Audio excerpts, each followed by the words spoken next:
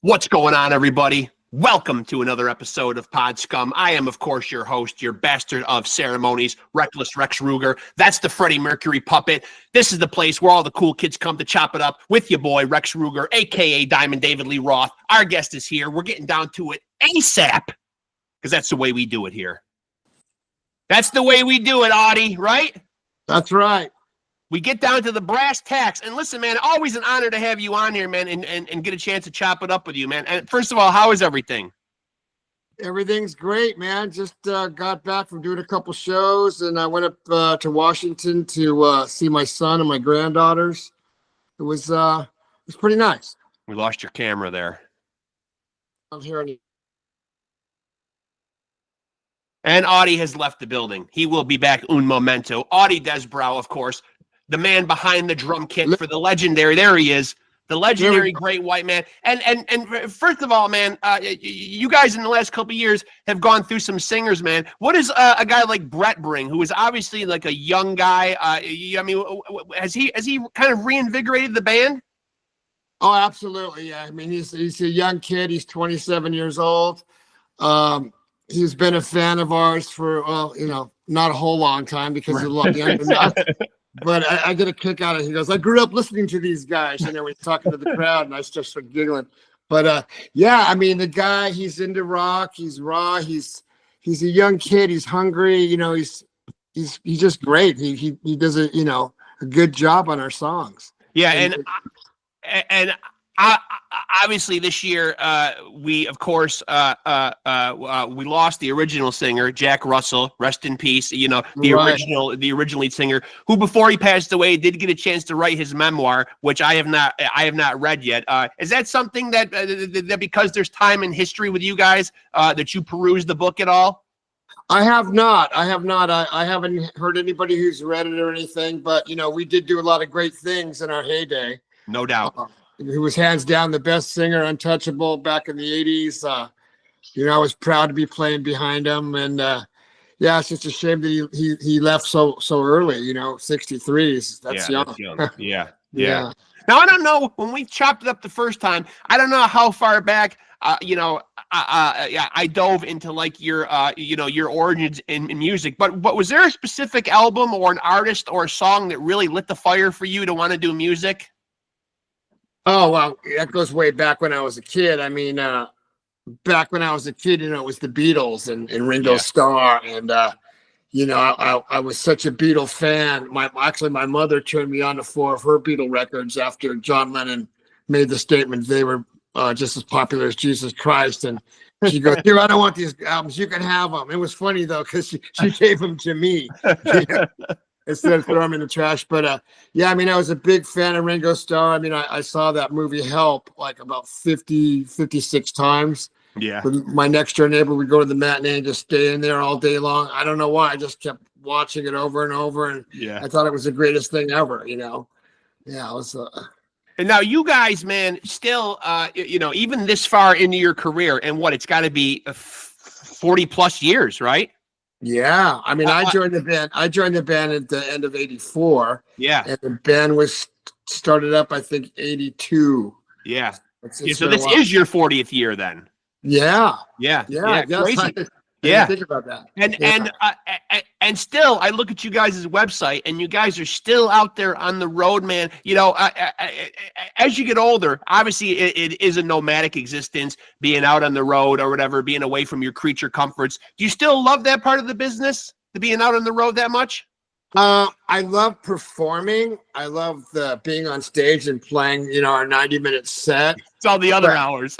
But to get there, it's like, I'm tired of it. It's old, packing a suitcase every weekend, driving to the airport, waiting for the plane, waiting for the pilots, waiting for the flight attendants, and get halfway there. And then you have a layover for 3 hours and you hop on a plane and go back the other way where you came from, to save money. And then you get in a van and it takes you 2 to 3 hours to some casino in the middle of nowhere. You don't even know that people are going to even be there. Right. But that aspect of it, that's what I get paid for. That's all the work. The playing part is the greatest part ever. Sure. But, traveling all those hours to get there. And, by the time I get there, I'm already beat before I even played a drum. Right. It just goes along with it. I mean, most bands are doing it that way. Yeah, it's a lot harder, especially when you get older.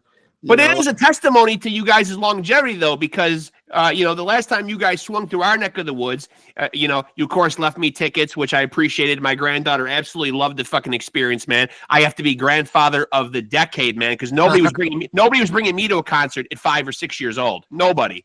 So, right.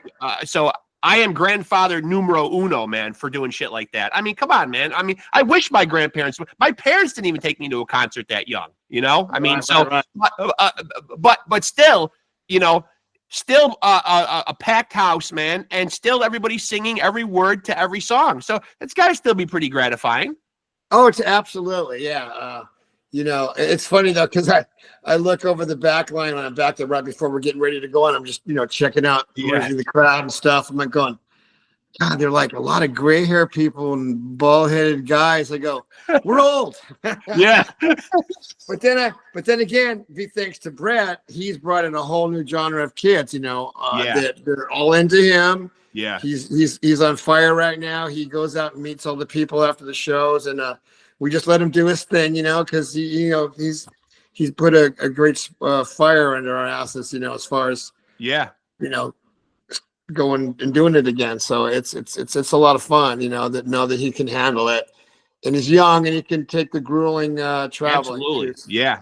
And he was fantastic, by the way, like when we saw him or whatever. And as I mentioned, you guys in the previous years to acquiring Brett, you guys did go through like a couple of singers there or whatever. So like, do you think going forward, and I guess never say never, man, but does it really feel like a great fit with Brett going forward? Like he's really rowing in the same direction as you guys, and he seems like he's in it for the long haul.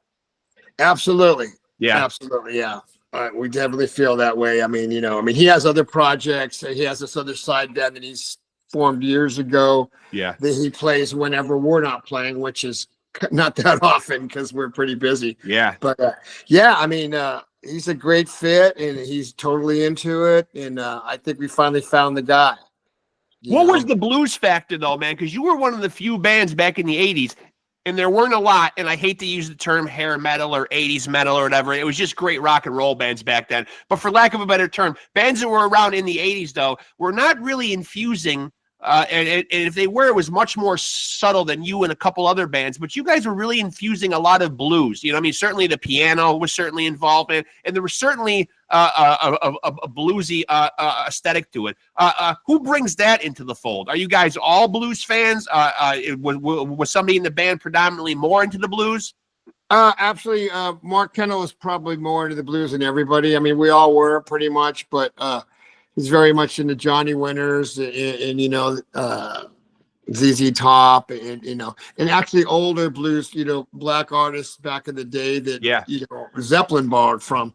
I can't think of the names right after Howlin' Wolf and Muddy Waters, Robert Johnson. Muddy Waters, yeah. Mark is yeah. very much into that for a long time, So between our influences and altogether, being labeled as a hair band because we had hair, right? But we did do bring in a lot of the blues style, so it wasn't just total whatever sound that was the 80s sound that we had. But we did infuse a bit of our blues influences into it, which I thought set us apart a little bit from the normal 80s bands.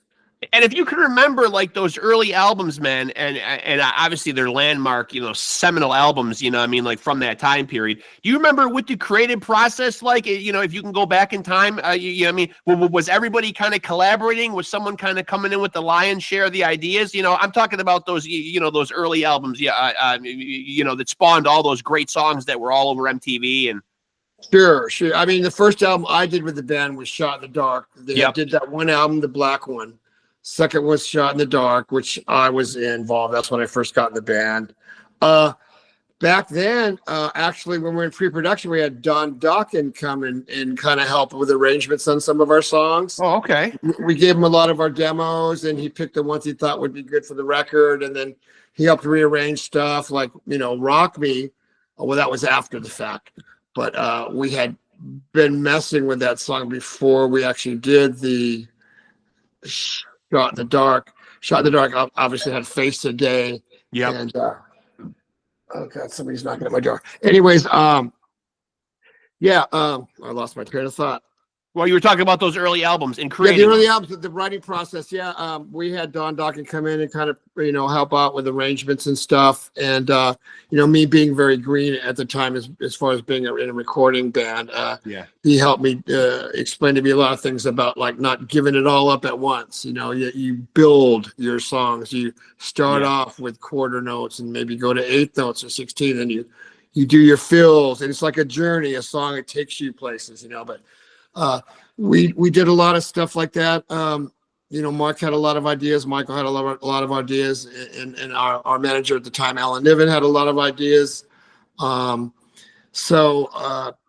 writing process was pretty much, we had ideas and we worked on different people's ideas, and then we come up with a format, and then we listen to it overnight, come back and regroup and go, hey, let's change this part, or I hear this drum beat instead of that, and we'd collaborate and just go, yeah, that'd be great. Or I try to, like, if we come around for the second B section, I want to make it different than the first time, so it's not exactly like the first time you heard it. It's like just different arrangements. But there was never, unless one guy, it was pretty much a band effort. Unless one guy had I don't think one guy's ever had the whole song completely done, drums, everything from start to finish, lyrics, the whole line. Most of the time when we did our basic tracks, I didn't even know what the lyrics were going to be yet, which was kind of very much in the dark for me to be able to land it and make it make sense. I don't want to overplay when Jack's doing his verse, I want to build a segment a little. Yeah. Yeah. There was a lot of that. Just a lot of jamming and a lot of collaborating, and then living with it overnight, and then coming back and regrouping, just fine tuning it each time. We didn't want to keep fine tuning it, because then you lose the whole magic of the whole sound of the song. Right. Basically you overly produce it, and then it comes contrived, and it's like, it doesn't sound, like it did when it first was brought to everybody's attention. And now you guys have so much legendary material. The last new album was Full Circle in 2017. In your opinion, and I guess never say never might be the answer to this too, but will we ever see new Great White music? Obviously you guys can go out and you have a plethora, a myriad of songs that you can certainly fill up, legendary songs that, like I said, everybody in the audience knows or whatever. You guys still feel the urge, to create new music, or is it just easier just kind of going out and just playing all those timeless classics? Well, that's the thing we always agree to never do, is just be the greatest hits band, where you go see Great White and you see the greatest hits, and that's all you see. We like to throw in some stuff that's obscure, stuff that never was put on the radio, or on a B-side we'll try to put in. But we definitely are into doing new music. We actually got together about a month and a half ago with Brad at my house, working on a few ideas for some new music. Because we get jaded and we don't want to just be playing the same thing, like the greatest hits over and over. Yeah. We mainly do new music for ourselves, because you don't want to bombard the crowd with a bunch of new music. Here's our new album, listen to everything. You're not going to hear any of the hits, but you're going to hear everything we just wrote, and that, you can't do that. Every time we do a new album, we'll use maybe one or two songs out of the album and add it to the set. And if one goes better than the other, we just stick with that one. Like, because with Full Circle, we're playing Big Time and the first track, I'm All Right. And we dropped I'm All Right and kept the Big Time song, which everybody seems to love. It's just a AC/DC type song. Yep. Real simple, 2 and 4, big, and everybody likes that. So yeah, we are going to do new music. We're working on stuff. We actually have some time off right now, so who knows? I might get a call from the guys saying, hey, let's work on some more stuff. But we definitely want to get some new music out there with Brad, and it's just fresher for us. When we do a show, we'll have new ones to put in there, and we won't get jaded from playing, once bitten, twice shy every night. So. Now, one thing that nobody ever seems to ask the drummer, man, but when you're sitting back there, you're very much the backbone of the band. You're driving the song like with the beat or whatever. Is there a specific Great White tune or two that is your favorite to play? Well, I enjoy playing Rock Me, which is challenging. It has a lot of cool beats and stuff in there. Yeah. I really like playing Mr. Bone. I had a lot to do with writing that song. That's a great song. That's one of my personal favorites. Oh, thank you. Yeah, Yeah. actually, that song became a song added to the album after we were done with all the songs for that album. Yeah. And Tony Montana and I were in the studio one day, and he started playing this groove, and I started playing it, and then the guys came in and go, "That sounds pretty cool." So it turned into Mr. Bone, so it got added to the album. You know, it was just one of those last minute things, just like Psycho City, The Big Goodbye. Yeah. That was added after the songs were already done for the record. You know, it was just something we're starting to jam, and the last day I'm like, hey, that sounds like a cool song. So that got added to the album. So sometimes you come with your best stuff after you're already done. And now what about once? And I don't know, Once Bitten, Twice Shy has been a song that's probably been so good to you guys. And, but are there any sometimes that, I remember Janie Lane said this about Cherry Pie. Suddenly the album was Cherry Pie. The song was Cherry Pie. Are there any Great White songs where you were just like, God damn, if I never heard that fucking song again, it wouldn't be too soon? Well, I mean, Once Bitten, Twice Shy was a cover for me and Hunter, of course. Our manager, Evan, suggested that we could really tear that song up. And when he played it for us, I remember hearing it on the radio, and I'm like, yeah. And it's so funny too, because I think everybody associates you guys as the creators of that song. I don't even think anybody remembers anybody else even doing it before you. Well, here's the story. After we did that, was Ian Hunter's biggest payday since Moth the Hoople. Yeah. And he went out and started doing shows again. And when he played that song, people came up to him and says, "Hey, how come you're playing that Great White song?" Because it was never a hit when he did it, and then when I heard it, it sounded like this little cheap drum machine. It sounded like a demo, and of course, his style was way different than where we played it. I love Moth the Hoople, and I love his style and the way he sings and the way he arranges his songs and the sonics of everything. But who knew? I mean, I had no idea that. And I was telling my buddies, this is going to be our first single. I'm going, "Hey, don't worry, but we got these other really cool songs, Lady Red Light, Mr. Bowen. We got all these really cool songs that, in case it doesn't do anything," because I didn't think it was going to do anything. Right. And then all of a sudden, it's selling 100,000 copies a week. Crazy. And it's on the radio. And who knows? Just timing and, plus nobody really heard that song, so they thought it was ours. We made it ours. And, absolutely. Yeah. So it was amazing. You just never know. I think if you walk up to the average Joe Blow, who's who's maybe anywhere between a casual and possibly maybe even an expert level music fan, I don't think and ask people whose song that is. I think most people would probably say you guys. Yeah. Well, yeah. I think certainly you guys are much more synonymous with that song. Sure. So.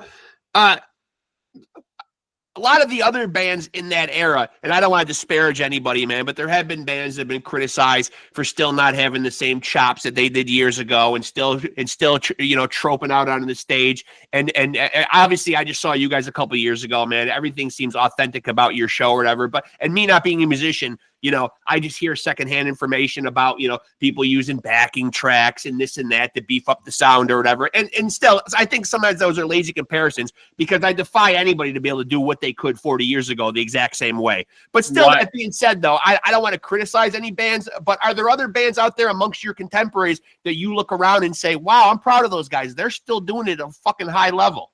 Oh, absolutely. Yeah. Yeah, a lot of bands like it around our age and genre are still going strong, and I'm so grateful for it, because I had never had any inkling that this would still keep going on, because after I got fired from the band for having a fight with Jack all those years ago, he gives me a call years later saying, "Hey, I just got out of Betty Ford, I want to put the band back together and do an album and a tour. What do you think?" I go, "Yeah, let's do it." Yeah. And I thought, okay, we're going to do an album, a tour, and that'll be the end of it. I'll go back to my regular life, and there's no more music. But here I am, still going ever since then. And it just amazes me that we still have people that want to come out and see us. And I'll keep playing as long as they want to see us. It's harder. I'm slower.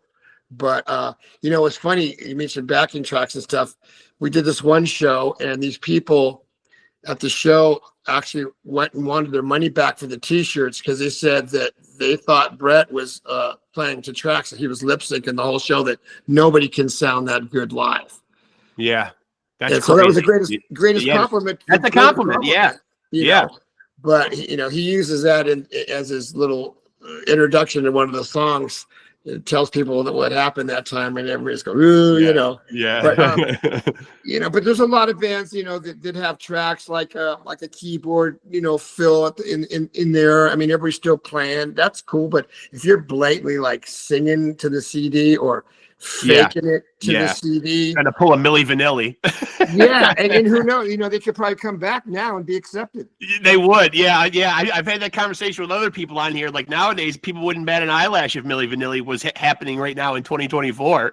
You know, wouldn't even be out of place. No, you know, it's like common almost. It's like, you know, first there's auto tune, and now there's lip syncing, and you know, these tracks, and you know. And I'm glad you brought up. Like about like, you know, having done this for so long, because you are a drummer, and you know, with all due respect to everybody else's role in the band, you know, drumming certainly one of the more physical components of a band. Health wise, how have you held up? You know, because I have talked to other drummers on here before who sometimes into their career have to change the height of their stool or the layout of their drums and make little tweaks and stuff because they've got little aches and pains, everything. Have you experienced anything like that? Oh yeah, for years. I used to sit really low. Yeah.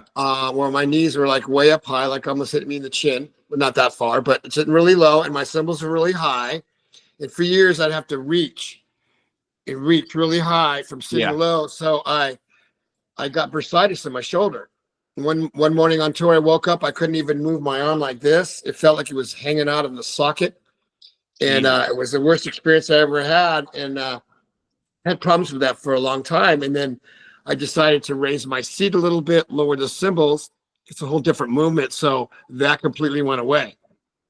So I still have a little problem with my shoulder just recently, but I have a lot of problems with my neck. My vertebrae, whatever it's 2, 3, and 5, or have arthritis, bone spurs, bulging. I just gone to a neck surgeon. I wanted to see, you know, what he thought about. So I took an MRI, and he looked at my neck, and he goes, you know, I see you got some problems there, but it's not that bad. He goes, I don't recommend any surgery. He goes, as a matter of fact, I don't like doing those kind of surgeries. Good. Most of those surgeries make it worse. Absolutely.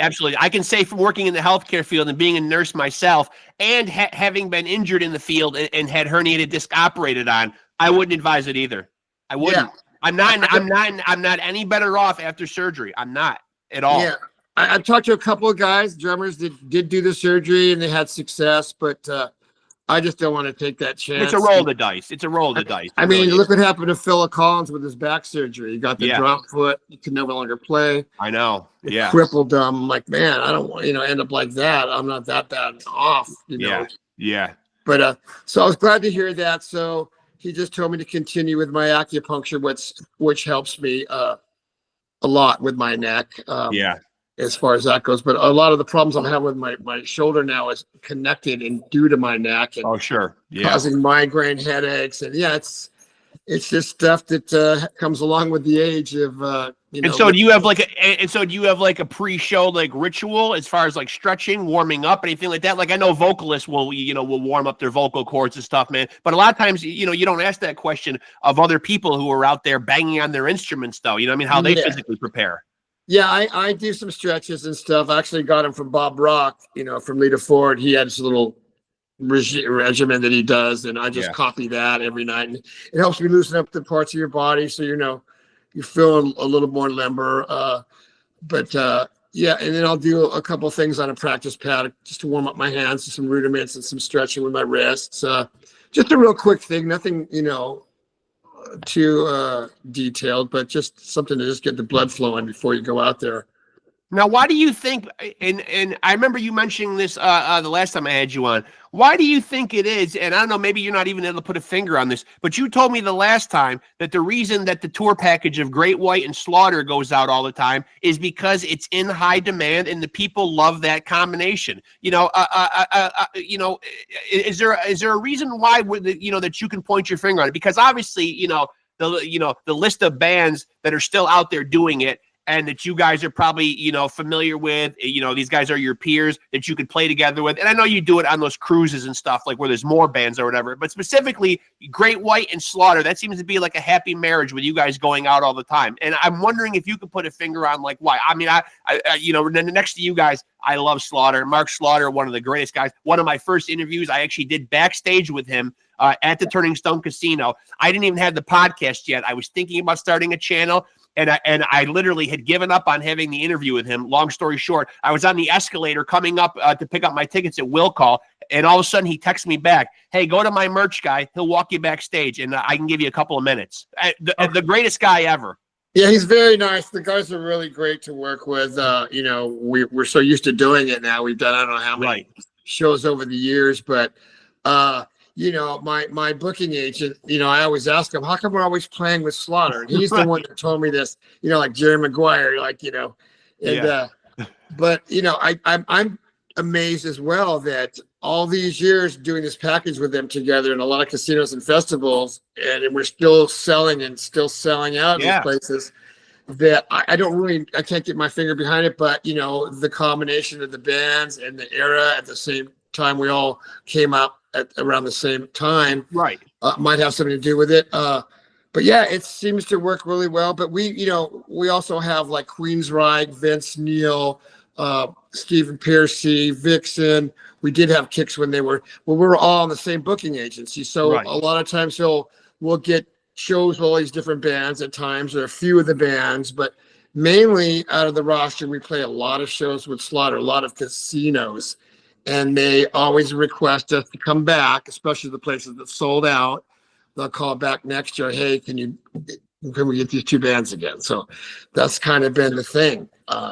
It's so crazy, right? Because there's just so many bands. Like I mean, I'm 51 years old, so having lived through the 80s, I just think of all the great bands, and I just think, you know, it's so funny how it boiled down to that combination, and it seems to work so well. And you know, obviously you've got the tours, the tour dates on the website. You know, I mean, it's consistently those two bands, and it's obviously working and continues to work. Yeah, I mean, you know, if it's not broke, don't fix it. I guess. Fix it. Yeah, absolutely. Yeah. But you know, I do enjoy playing with Quiet Riot, who's also on the roster, in Vance, in Queensryche, and Stephen Piercy. You know, it's just good to mix it up. But just like I've already looked at we already like have 20 shows for next year booked. Yeah. And I'm like, half of them are already with Slaughter. I'm like, okay, I know, I saw that too. Yeah. Yeah. Well, because I want to go to the website and see if that's still held up, man. Because I wanted to see, like, geez, you know, are you guys still out? Yeah, and lo and behold, that's the package that works. Yeah, and you know, I'm just amazed that all these years it's still going. You know, people are still going. You know, only thing I want to do is change up the set. But you know, people want to hear the hits. They do. We still have a lot more songs to play that are just as worthy, or our hits too. But you know, we only get so much time in the night to play. And a lot of the casinos we only get to play 45 minutes or an hour and 15. The last two shows we just did in Vegas and at the Desert were a 90-minute sets. Of course, that was an evening with. There was no openers. There's no Slaughter. Right. Those were our last two shows of this year. And then we're off right now till the end of January. We have the Chris Jericho's Rock and Wrestling. Oh, I saw that. Yeah. I have no idea what that's about. Although Chris Jericho is a wrestler, but his band Fozzy kicks a lot of ass. He's got a pretty damn good band himself. Yeah, I've seen some of the video, and I just want to check it out. But yeah, I just don't know how it's going to work. I know there's not going to be 50 bands on there. There's probably be a handful of bands, and there'll be wrestling and rock, and I'm sure we'll probably have to play a lot longer than an hour. But you know, I'm just curious to what kind of rock and wrestling cruises are like. You'll find out soon, I guess. Yeah, in January. Yeah. And now, because you've been doing this so long, you know, and I'm sure, you know, throughout your travels around the world, to concerts, festivals, or whatever, you've probably gotten the chance to brush elbows with some pretty awesome people. You know, for lack of a better word, I don't want to use starstruck because we're like grown men here or whatever. But have there been people that you've had an opportunity to meet that's really kind of bowled you over? Like, who really stands out that you got a chance to meet that might be a hero of yours? Well, I've before, Joe Walsh. That's a big one. That's a big one. Yeah, we were all sitting at like 5 a.m. at the Delta Clubhouse in Seattle, and we're all sitting there And this guy comes walking in, just a regular shirt and, slacks and tennis shoes. And Mark Kendall goes, "Hey, that's Joe Walsh." I go, "Where?" He goes, I go, "No way." He goes, "Hey, Joe." He turns out, "Hey, man, how you doing?" And I go, Joe, can I get a, before, because I knew everybody wanted a picture. I'm like, "Hey, can we get a photo?" Absolutely, man. Yeah, And yeah. he was just sitting there rapping with us for the longest time, just a regular dude, super nice, no ego, and he could have an ego and we wouldn't care because he's in the Eagles. And Yeah, I that's was a a pretty big one. James Gang fan as well, Yeah, I would have to say that's a pretty big one right there. Yeah, I had a chance. I was at the it was Elton John, Eric Clapton concert at the Dodger Stadium years and years ago, and I was standing out in the back waiting for a ride, and there was this gentleman standing in front of me with a green suit, and he turns around, it was Phil Collins from Genesis. Wow. And I tapped him on the shoulder. I go, "Hey, Phil," and I introduced myself. It's a huge fan, and he was very nice to me. And he goes, "Well, gotta go, mate." And he hops in his limo and takes off. And I'm like, "Wow, that's probably the most richest hand I ever shook." It's Yeah, easily. Yeah. It's kind of sad to see the condition he's in now. I mean, he was a trooper, really, really doing those last Genesis shows. But to see him out there in a wheelchair and having to sit down and stuff, it's a shame. Yeah, not to be able to play his drums anymore. I was listening to his son do an article, and he said his dad was never very posture conscious when he played his drums, so he was playing with it, with bad posture, and it Learned a lot of bad habits. Yeah, like I have a problem with my foot, my kick drum pedal foot. Years ago, I stepped off the stage, but stepped on a big power cable and twisted my foot. It was inverted. I saw the whole bottom of my foot. I heard this big. Oh. Yeah, and then the doctor says you got to stay off it for 3 days and keep it on ice, keep it elevated, and you'll be good to go. And I had one more show to go, and I had 3 days off. And I go, "Well, can't I just put it in an air cast and we'll mic the kick drum really loud?" And then after that, he goes, "See what you got to do, but if you don't do what I tell you right now, it's never going to heal right." I'm like, "I'm not a wuss. It's just a sprain, no big deal." And I have damage that never returned. I damaged my nerves in my foot, so I always have problems. Like a lot of things are really hard for me to play that used to be really simple. Now, what if I took you, Audie, and I dropped you on a desert island? This is one of the subjective questions I've been throwing out there. And you can only take one album. Well, what would the desert island album be? Oh, man. Gosh. God, that is a tough one.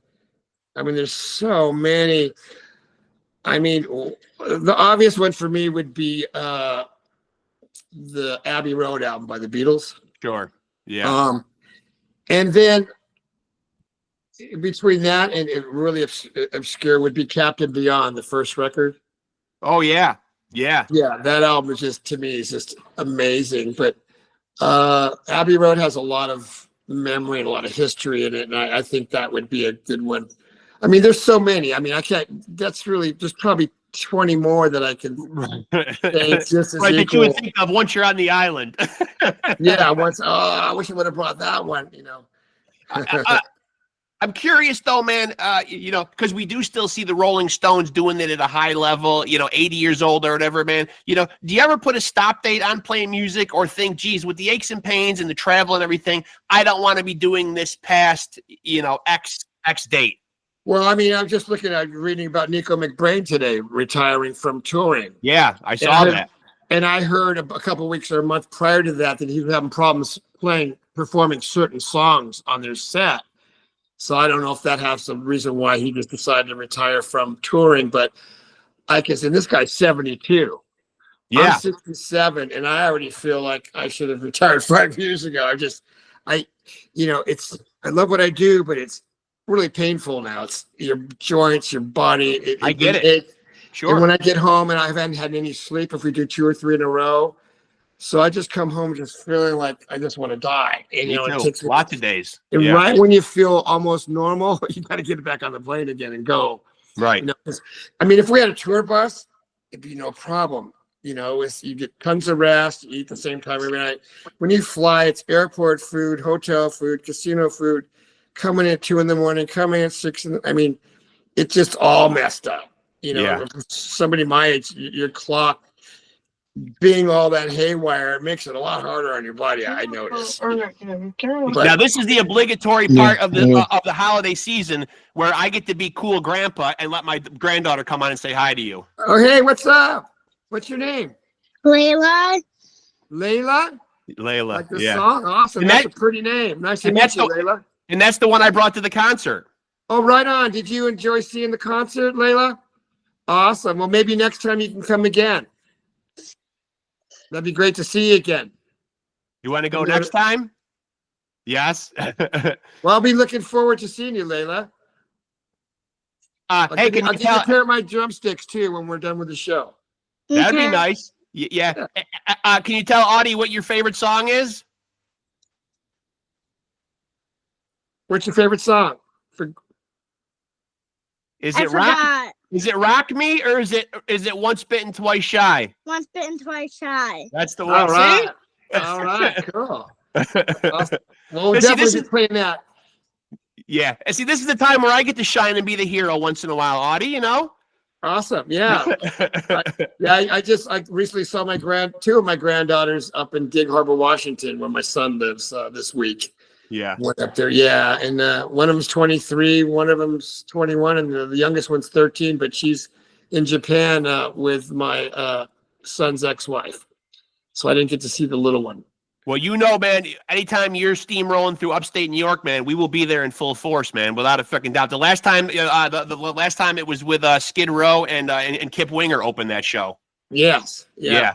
And that was a lot of fun. And you know, when you do come through, I will show you the videos or send them to you of her singing loud and proud at the concert. That would be great. I'd love to. Yeah.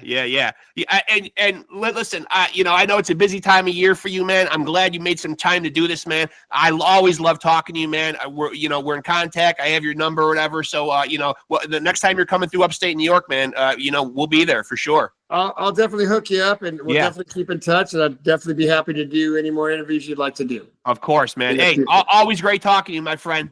Great talking to you, buddy. Bye. Yeah. Hey, have a good holiday. You as well. Merry Christmas. Bye, Layla. Bye. Take care, buddy. All right. Talk to you soon, Audie. All right. Thanks so much. There he goes, folks. The legendary Audie Desbrow. And, of course, a guest appearance by my granddaughter eating her hair. Daddy's picture. But he did say that the next time we can go and you can have some drumsticks.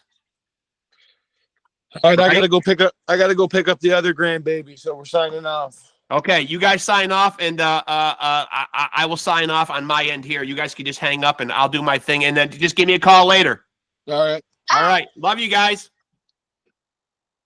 There they go, folks. What an episode. Audie Desbrow, and I get to play Santa Claus, come early, and get my granddaughter, Layla, who is 6 years old. But when I took her to see Great White, she was only 5. So I am the ultimate cool grandpa, and that's not going to fucking change because obviously the rock star good looks and being the son of Diamond David Lee Roth Jr. And after a great interview, I'm going to give myself a look just because I enjoy the view and because I can. And I forgot to tell Audie that if he sees Diamond Dave out there anywhere out in the world, to let him know, stop neglecting his son in upstate New York. It'll probably fall on deaf ears, but I don't know. I mean, already Dave has neglected me all the way up to the ripe old age of 51, but let me give myself a look. I've at least got the great rock star genetics to thank him for, if nothing else. And of course, when I do need a little help, this is what I go to. Get it, love it, use it. You'll never look this good. That's impossible, but you'll probably look pretty good. You will raise your game levels. And that's important, folks. So, again, another great interview, man. This is where the cool kids come to chop it up with your boy, Rexx Ruger. And they don't come any cooler than my man, Audie Desbrow. Friend of the show, man. Friend of mine, man. And the man behind the drum kit for 40 years for the legendary Great White. If you don't know, shame on you. You should just log off your computer right now and just stop. Just stop already if you don't know the legendary Great White. They are one of, certainly don't want to say the greatest band to come out of the 80s because there are some great ones. And I think even Audie, I don't know if he would be pretentious enough to say they're the greatest, man. But in my opinion, they are. There's Def Leppard. There's some that truly mean a lot to me, man. But they are among the top 3 to 5 for me personally, man. And a lot of it has to do with, as I said in the interview, them infusing that huge element of blues into their brand of rock and roll. And the boys are still going strong. And like we said, excuse me, in the interview, that was rude. I'm going to blame that one on the Freddie Mercury puppet back there and his gangly teeth. But as I said, they're still out there 40 plus years into their career. New singer, Brett Carlisle, as Audie said, 27 years old, has really infused, and rejuvenated the band. Not that the boys needed any help, man. They're still out there kicking ass, taking names, just like it's 1987 again. So no problems there, man. The band sound great. I just saw them a couple of years ago. Audie was kind enough to put us on the list. Went and saw them. Great fucking show. That was my first time seeing Brett as their lead singer. Previously, I had seen Mitch Malloy, who also did,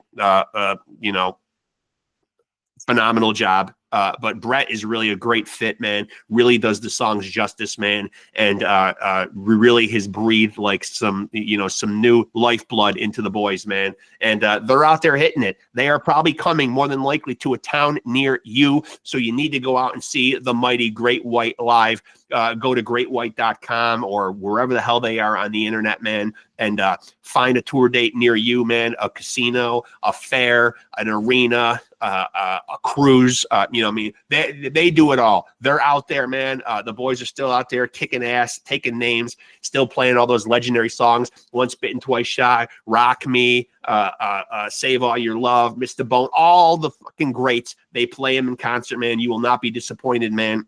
One of the fucking greats and truly one of the great guys in rock and roll. Audie, just a great, great guy that I've gotten to know and have stayed in touch with, man.